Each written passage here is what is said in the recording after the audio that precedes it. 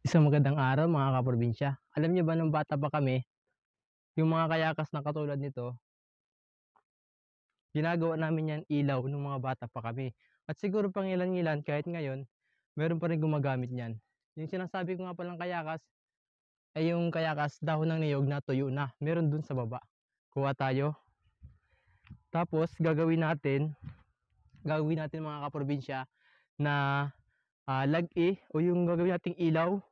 Sisindihan natin ito mamayang gabi dahil ipapakita ko sa inyo nung kabataan namin, talagang ito yung nagista namin na iniilaw namin kapag meron kaming pinupuntang lugar. Magputo lang tayo ng ilang piraso. So, kuha tayo ng isang dahon pa.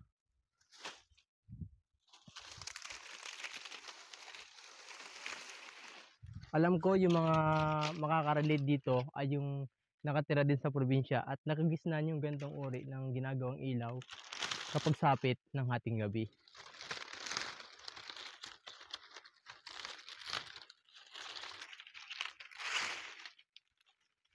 Ang gagawin natin dito, pagsasapuli natin yung dalawa, talian lang natin to, ipusin natin ng pagganon.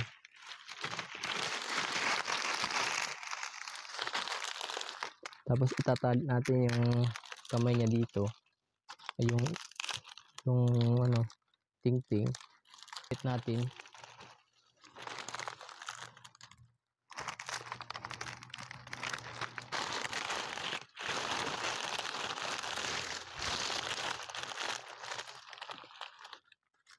Ayan, nakagapos na siya. Panatilihin lang natin hanggang dulo. Masyadong malutong yung nakuha natin dahon.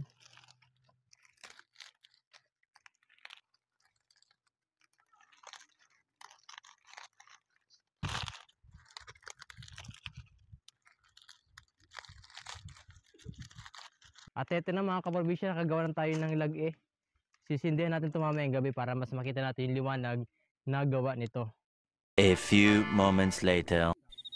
So ayan mga kaprobinsya, hating gabi na, kaya nandito kami ngayon sa labas dahil sisindihan namin yung lag-i o yung kayakas na binigkis namin para makita nyo yung liwanag na binibigay nito noong araw na ginagamit namin ito nung mga bata pa kami. Sa mga kaprobinsya ko na nakaranas nito nung bata pa kayo, at syempre nakagisnan alam ko ng mga lahat ng taga-probinsya yung ganitong uri ng liwanag na ibinibigay nga ng ito yung kayakas, lalong lalo na kung matatandaan nyo yung mga nakaka-relate sa mga buhay probinsya kagaya nito noong hindi pa uso yung mga solar light, wala pa masyadong kuryente dahil ang ginagamit lang talaga dati ay yung gasera o yung ilawan na kumukuha lang ng liwanag sa gas. So sa video na to ay ipapaalala ko sa inyo mga kaprobinsya na noong araw ay ito lang talaga yung ginagamit naming ilaw, kung saan ay pagsapit ng gabi ay ito yung ginagamit namin kung meron kaming pupuntahan na isang lugar na halimbawa ay yung magulang namin ay dadayo sa pag-inom o iinom ng tuba doon sa kapitbahay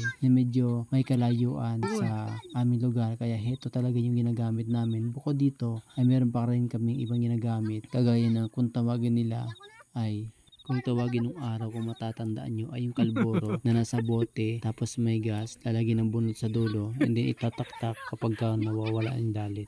At dahil nga mga kaprobinsya, nakabot ka sa dulo ng aking video, humihiling sana ako na i-share mo rin ang video na to para din malaman ng iba, may experience ng iba kung ano ba yung ginagawa natin noong araw na hindi pa uso ang mga kuryente at solar na ilaw.